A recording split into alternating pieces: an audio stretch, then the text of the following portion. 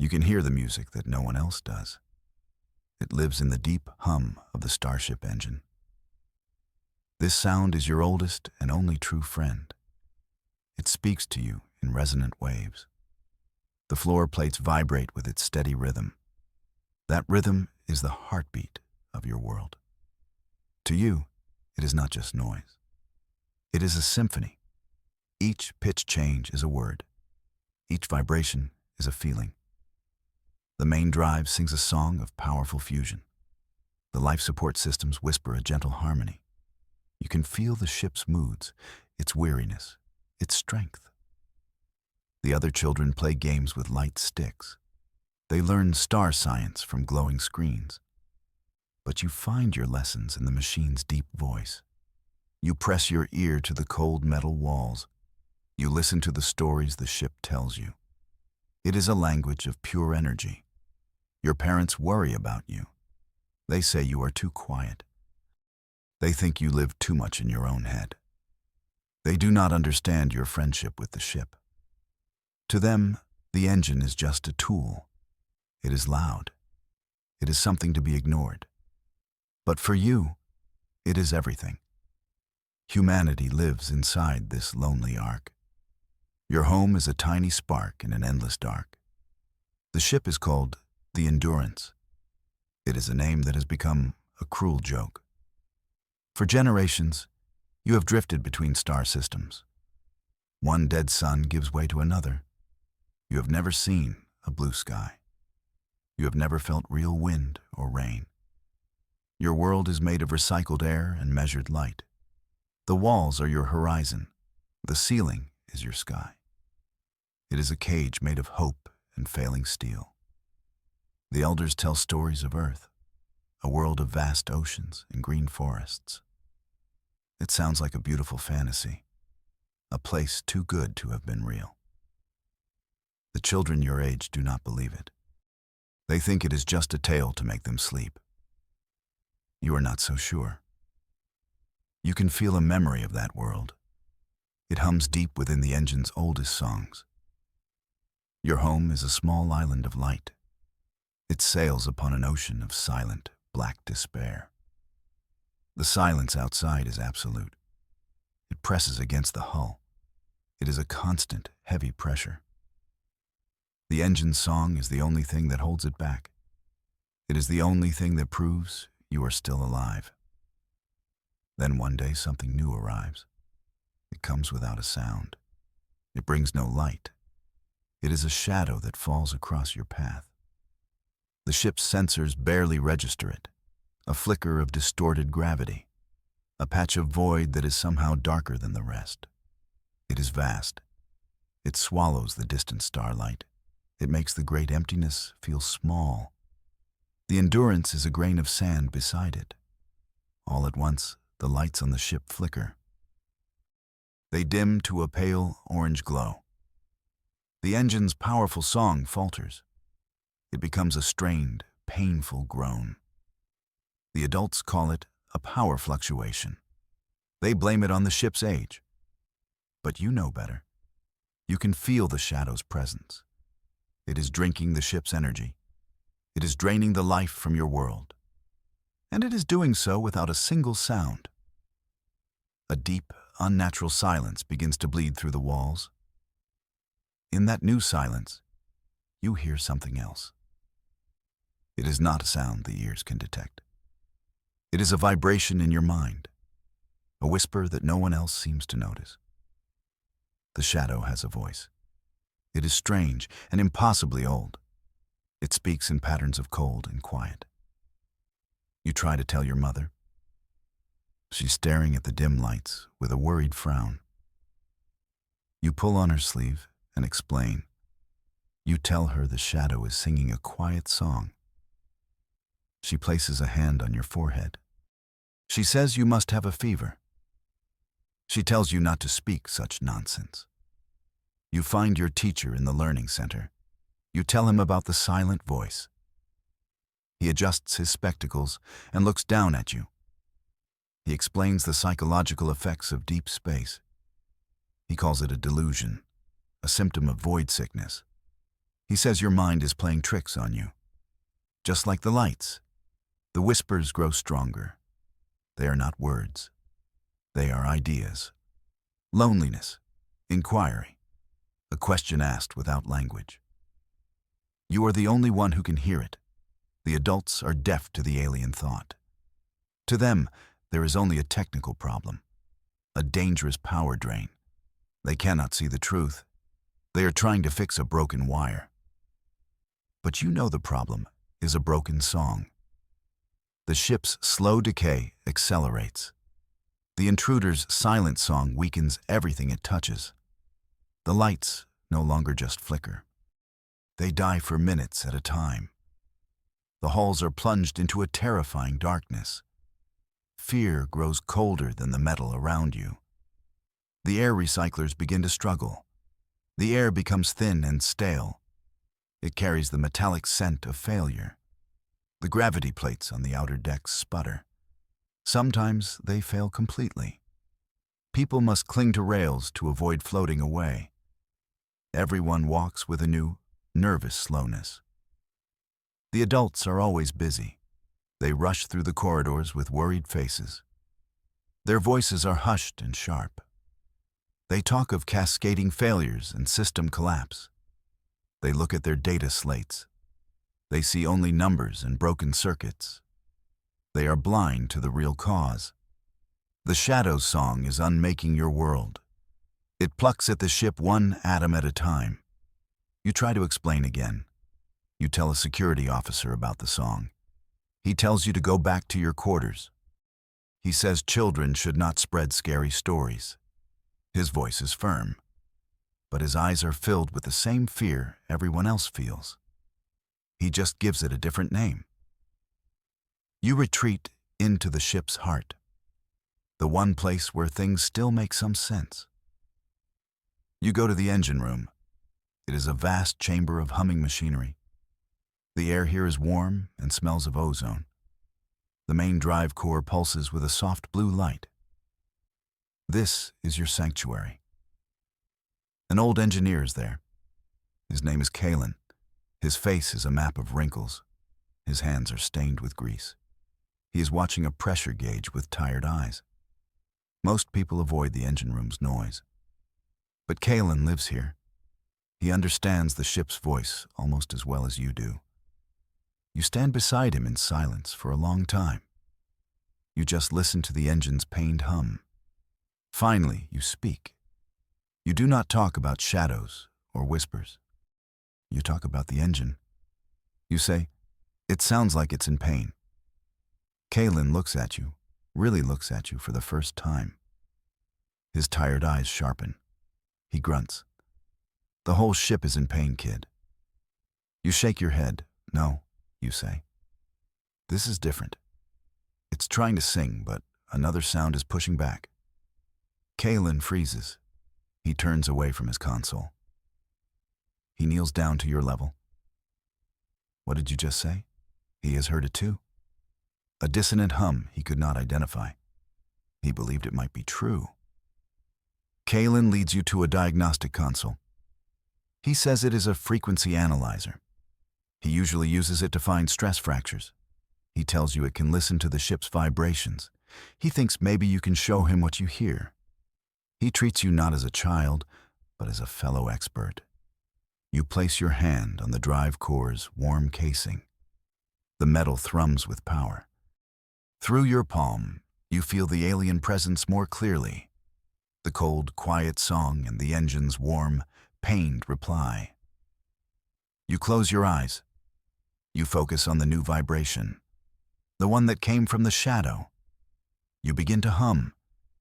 You match the pitch of the alien thought. Kalen watches the analyzer. The screen flashes with a frequency he has never seen before.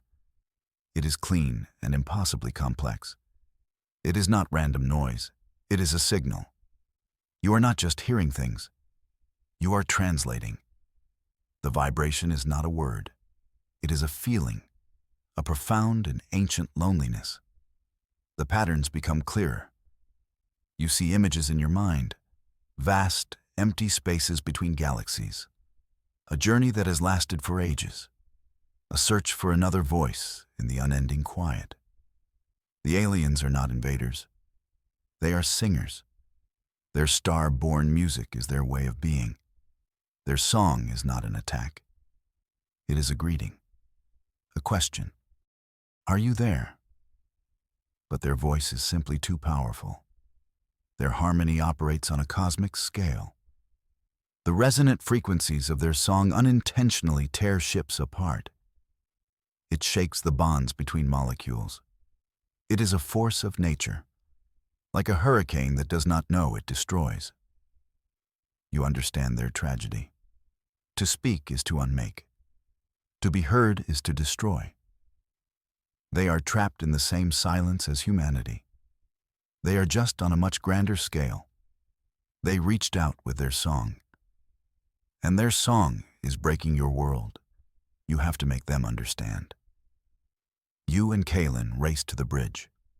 The command center is a pit of calm desperation. The captain, a man named Vorlan, stands before the main view screen. He stares at the absolute blackness of the entity. His jaw is set like granite. He is a man who sees nails everywhere, and his only tool is a hammer. Kalen steps forward. Captain, we have a new theory. Vorlan does not turn around. Unless your theory involves creating more power, I am not interested. His voice is flat and final.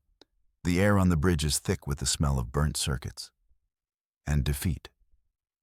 You step past Kalen. Your voice is small but clear. It's not an attack, you say. It's a song. The bridge crew turns to look at you. There is pity in their eyes. Some even look angry. Vorlan finally turns. His face is a mask of weary disbelief. He looks at you. Then he looks at Kalen.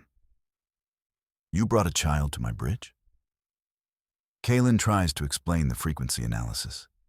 He points to the data on his slate. But Vorlan waves a hand, dismissing it.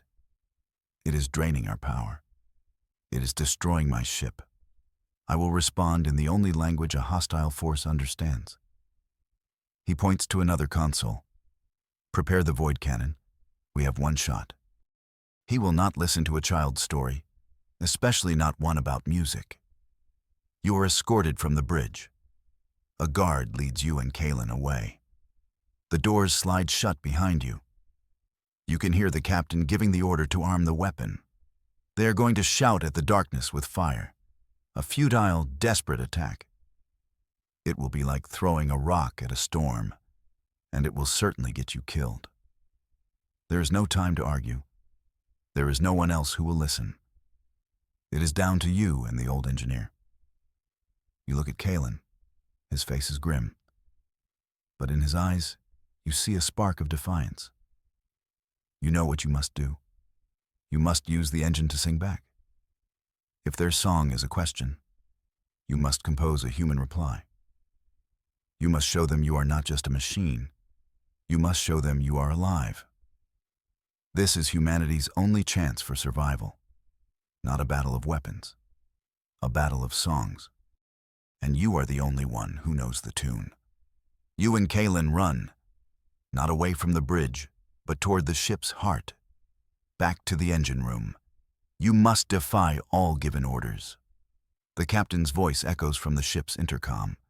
He orders a full security lockdown. But Kalen is faster. He knows the ship's secret paths. You arrive at the massive engine room door. Kalen swipes his access card. The door hisses open. As soon as you are inside, he slams his hand on a red panel. A series of heavy bolts slam into place. The door is sealed. An emergency override. You have seized control of the ship's mighty voice. It is a mutiny of harmony. Alarms begin to blare. Red lights flash across the chamber.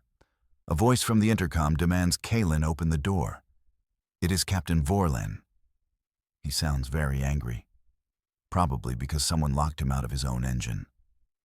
Kalen ignores him. He is already at the main control console. He starts rerouting power. A heavy thud shakes the door. They are trying to break it down. Another thud follows. louder this time. You have minutes at best. Kalen works with a focused calm. He is a master of this place. He turns to you. The core is yours, he says. I can control the power, but you have to shape the sound. Tell me what to do. The fate of everyone now rests on your strange gift. You place your hands on the core's control interface. It is warm beneath your fingers. The controls were designed to manage fusion reactions, to plot courses through the void. They were not designed to create poetry. You will have to improvise. The banging on the door grows more frantic. You close your eyes. You ignore the alarms and the shouting. You listen to the alien song, the song of unmaking. You do not block it out. You feel its immense loneliness. And then you begin your reply. You unleash a new sound into the void, a symphony of human existence. You tell Kalen to modulate the energy flow. You ask for a low, steady frequency, the sound of a sleeping child's breath. The engine responds. A gentle hum fills the void. It is the first note of your poem. The banging on the door stops. The silence outside is sudden, confused. You build the song from there. You add a higher frequency, sharp and bright. The feeling of laughter on a summer day you never had. You weave in a chaotic, pulsing rhythm, the beat of a frightened heart. You tell a story without words. You describe the warmth of a sun on skin, a memory passed down through your genes. You sing of community, the feeling of many people in one room, the shared hope and the shared fear. You translate the taste of fresh water, the comfort of a warm blanket, the pain of a scraped knee. All the small, fragile, beautiful things that make you human. You pour your entire soul into the engine's song. It is the most honest thing you have ever done. Out in the void, the great silence is broken. The vast, dark presence shudders. Its song of unmaking falters. The destructive vibration that was tearing the ship apart fades away. For a terrifying moment, there is only your engine's poem, a tiny, brave voice in the infinite dark. Then, a new sound joins yours. It is the alien's voice, but it has changed. It is no longer a question shouted into a storm. It is a soft, curious harmony. It finds your melody. It weaves around it. It supports it. It is a duet, a new shared song that protects the ship. The deep, destructive hum is gone, replaced by a chord of understanding. On the bridge, the crew stares at their screens in disbelief. Every warning light blinks from red to green. The power drain has stopped. The ship's energy levels are stable. Captain Vorlan lowers the hand he had raised to fire the cannon. He looks at the view screen, where nothing has changed. And yet, everything is different. The threat is gone. The child he dismissed has won the battle, not with a cannon, but with a single, well-placed note. Your strange gift has become humanity's greatest strength. The metal of the Endurance no longer groans in pain. It thrums with a new, peaceful energy. The shared song of two very different lives, meeting for the first time in the dark between the stars. The engine room door opens. Captain Vorlan stands there. The fury is gone from his face. It is replaced by a look of profound awe. He does not speak to Kalen. He looks at you, the child covered in engine grease, the child who heard what no one else could. He offers a slow, respectful nod. It is a silent admission. He was wrong. You are no longer the strange, quiet child. You are the one who saved everyone. Your name is whispered through the corridors, not with worry, but with reverence. You have become the ship's first speaker, the ambassador to the star-born singers. You are the bridge between two worlds, Your life is different now. You spend your days on the bridge, not as a visitor, but as a guide. The captain asks for your opinion on the song of the cosmos. The scientists ask you to describe the aliens' feelings. You are humanity's most important sensor. You are their ears. The journey of the Endurance is no longer lonely. The silent void is now filled with music. You learn to speak with your new friends. You guide the ship through safe passages they show you. You learn their star science, a knowledge built on harmony and vibration. Your poetry of engine noise now guides the future. You have composed an anthem for a new age. Humanity is finally singing along with the stars.